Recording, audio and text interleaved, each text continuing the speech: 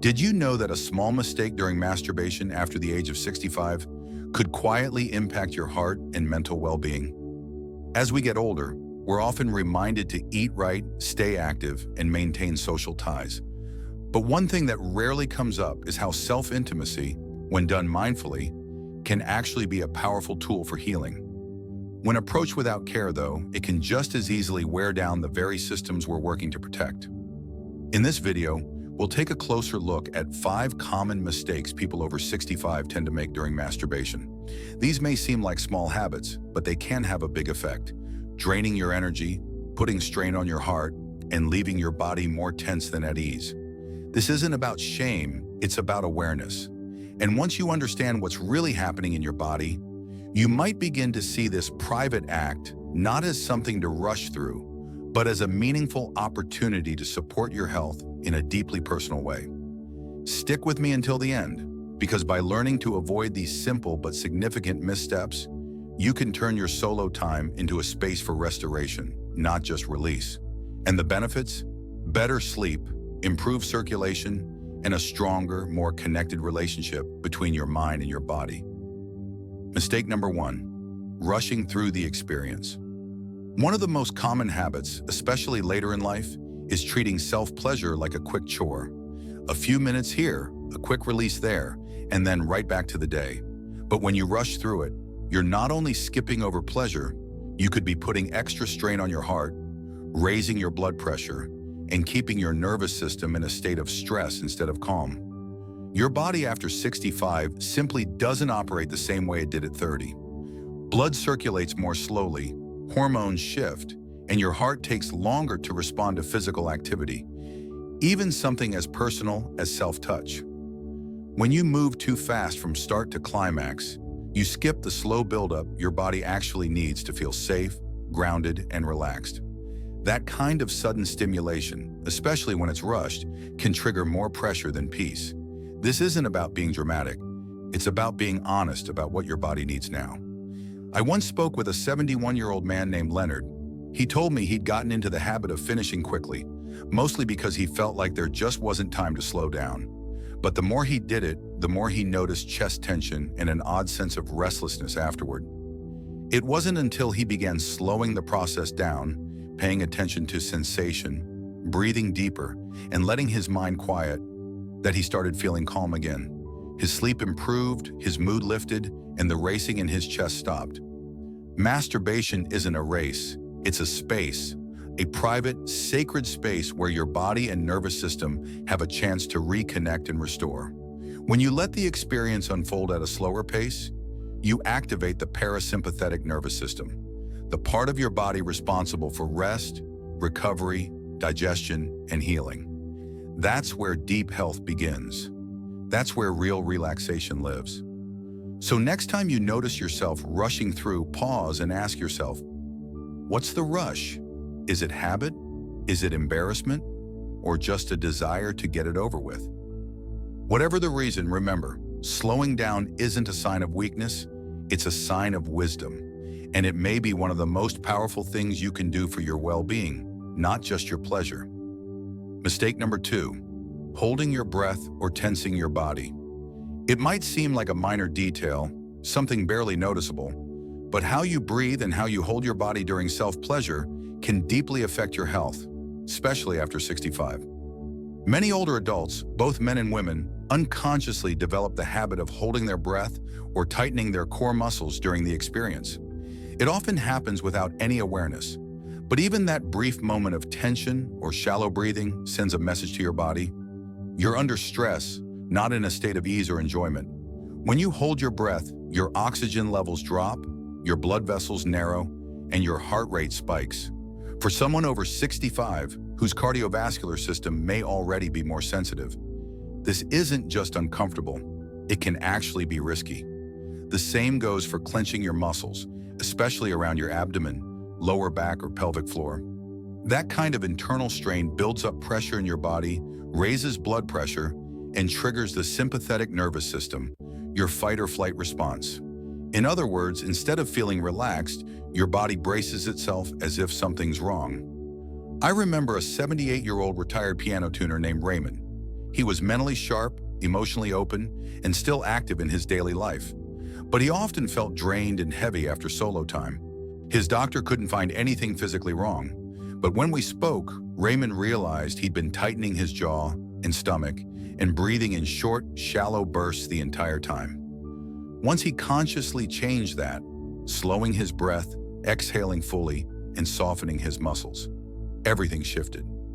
The experience became calming instead of exhausting. That's the secret. This should be an act that restores you, not depletes you. Begin by simply paying attention to your breath. Can you inhale fully through your nose? Can you exhale completely without pushing or straining? Let your breath move naturally, like a wave, smooth, steady, and unforced. Now tune into your body. Where are you holding tension? Is your jaw tight? Are your shoulders raised? Is your belly clenched? Gently invite those areas to release.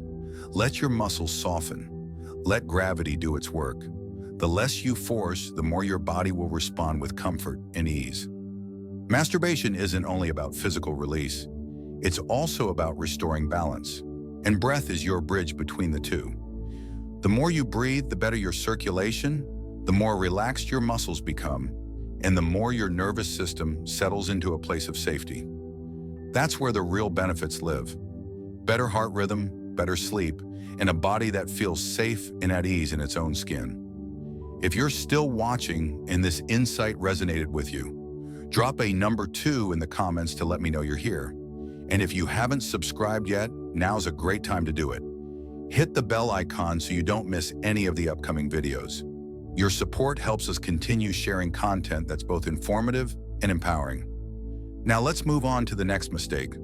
Mistake number 3, using too much pressure or overstimulation. As we age, our bodies change, and so does the way we experience sensation. In response, many people try to make up for reduced sensitivity by increasing pressure, intensity, or force during self-pleasure. Whether that means pressing harder, using overly powerful tools, or relying on intense visual content, this habit can backfire in surprising ways. Over time, this approach doesn't just reduce pleasure, it retrains your nervous system to expect more stimulation to feel the same effects. In the process, it can dull your natural ability to experience subtle, everyday sensations, like warmth, touch, or emotional connection. With age, your skin becomes thinner and less elastic, especially in sensitive areas.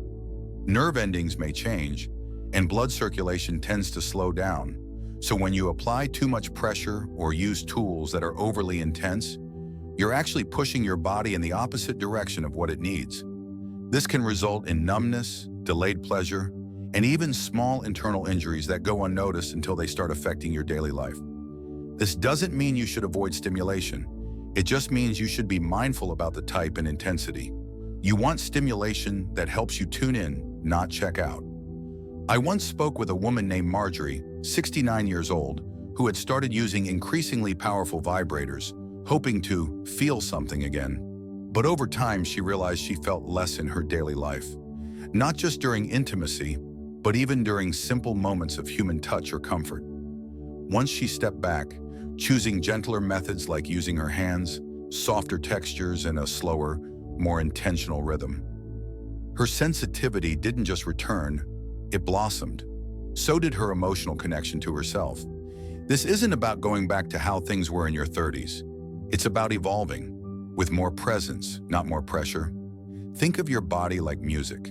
When the volume is too loud, you miss the details, the harmonies, the texture, the beauty. But when the volume is just right, you hear every note. Your body works in the same way. Gentle pressure, a slower pace, and varied touch help your nervous system stay open, engaged, and relaxed. They encourage natural blood flow without damage and invite your mind to be part of the experience, not just your muscles. So the next time you reach for stimulation, ask yourself, is this helping me feel more, or is it making me feel less? That difference matters, because the more you honor your body's evolving sensitivity, the more your body will respond with depth, richness, and connection, even in your most private moments. Ready for the next one? Mistake number 4, ignoring emotional or mental discomfort. There's an emotional layer to self-pleasure that's often overlooked, especially as we get older. While most attention tends to go to the physical experience, the truth is that your thoughts and emotions play just as vital a role in how you connect with yourself. One of the most overlooked yet harmful mistakes people over 65 can make is pushing past emotional discomfort without taking a moment to understand where it's coming from. Feelings like loneliness, sadness, guilt, or even emotional numbness can quietly show up during or after the act. And rather than acknowledging them, many people try to push them aside, diving deeper into the physical side of the experience or rushing to finish, hoping to avoid the emotional weight altogether. But here's what often happens next. The moment ends, but the discomfort lingers. It can show up later as restlessness, disrupted sleep, irritability, or even a quiet, hard-to-name shame. The emotional energy you bring into solo intimacy isn't just background noise, it's the foundation. Ignoring it creates a disconnect from yourself, leaving the part of you that needs comfort or recognition unattended. And that disconnection can elevate stress, disturb your nervous system, and deepen the emotional isolation that's already common in later years. I remember Harold, a 66-year-old widower. After losing his wife, he still longed for connection, both physical and emotional. But every time he tried to touch himself, a wave of grief and guilt would rise up. At first, he brushed it aside, thinking it didn't belong in that moment. But the more he ignored those feelings, the heavier they became. Eventually, he tried something different. He began taking a few quiet minutes before the act just to check in with himself. No deep analysis, just gentle awareness. He'd breathe, feel, and name what was there. Longing, loneliness, even love. Then, when he continued, it was with acceptance rather than resistance. The result? Not just a more meaningful experience, but a sense of calm afterward that had been missing for years. Self-pleasure doesn't mean shutting off your emotions. In fact, it becomes richer when you let your emotions be part of it. You can still feel desire while holding sadness. You can still be alone and feel alive. And when you stop fighting what you feel and start allowing it, something beautiful happens. Your body softens, your breath deepens, and the moment becomes less about escape and more about real connection. So if you ever feel uneasy, distant, or emotionally off during or after solo time, pause. You don't need to fix or solve anything. Just noticing what's there can be a form of care in itself. Because true intimacy doesn't start with your body, it starts with your presence, your willingness to be fully with yourself. If you're still here and this message resonates with you, drop a number 4 in the comments so I know you're following along. And if you haven't subscribed yet, go ahead and hit that button and the bell. Your support helps us keep sharing honest, meaningful content just like this. Let's continue on to the next insight. Mistake number 5, using self-pleasure as a sleep aid too close to bedtime. For many older adults, the quiet of night becomes a familiar setting for self-pleasure, a personal ritual just before drifting off to sleep. The house is still, the lights are dim, and it seems like a natural way to unwind. And while this can offer temporary relaxation, turning to it regularly, especially right before bed, can actually interfere with the very rest you're hoping to get. Why? Because of how your nervous system responds to stimulation. Any form of arousal, whether it's physical movement, mental imagery, or emotional engagement, activates your brain's alert system. Your heart rate increases, blood pressure rises, and stimulating hormones like dopamine and adrenaline are released. While younger bodies might recover from that quickly, after 65, it takes longer to wind back down. The heart needs more time to return to its resting rhythm, and melatonin production, the hormone that helps you fall asleep, can be delayed. So instead of easing into restful sleep, you may find yourself feeling tired but wired, caught in a loop of light, disrupted rest. There's also a deeper emotional layer. If solo intimacy becomes a nightly ritual tied to stress, boredom, or emotional emptiness, your brain begins to associate bedtime not with relaxation, but with stimulation. It quietly starts preparing for activity rather than sleep. And over time, this can weaken your natural sleep patterns, making it harder to fall asleep without some form of stimulation. I think of Barbara, a 72-year-old woman who once told me that self-pleasure was part of her nightly routine, just like brushing her teeth. At first it helped, but eventually she noticed her sleep becoming shallow, her dreams overly vivid, and she'd often wake up in the middle of the night feeling uneasy. When she shifted her timing, moving her solo time to earlier in the evening, things began to change. Her sleep deepened. She no longer felt dependent on it to fall asleep. It became something she chose, not something she relied on. And as a result, her body started to trust bedtime again. That's the shift to consider. When you give yourself that time earlier in the evening, when your body still has energy and your mind is awake, you can actually enjoy the moment more. And when it's time to sleep, you can let go with ease. It's the difference between nourishment and distraction, between true rest and temporary relief.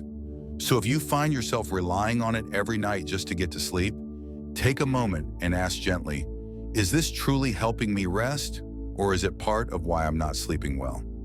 You don't have to answer with judgment, just awareness. And once you become aware of the pattern, you gain the power to change it. Not to take something away, but to give yourself something better. Real rest, natural rhythm, and a deeper kind of peace.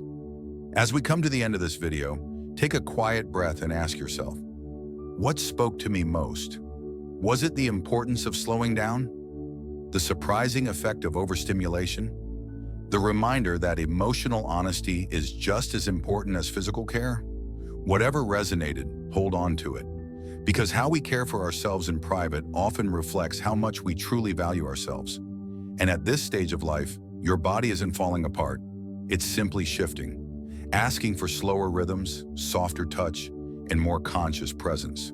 That's not a loss, it's wisdom.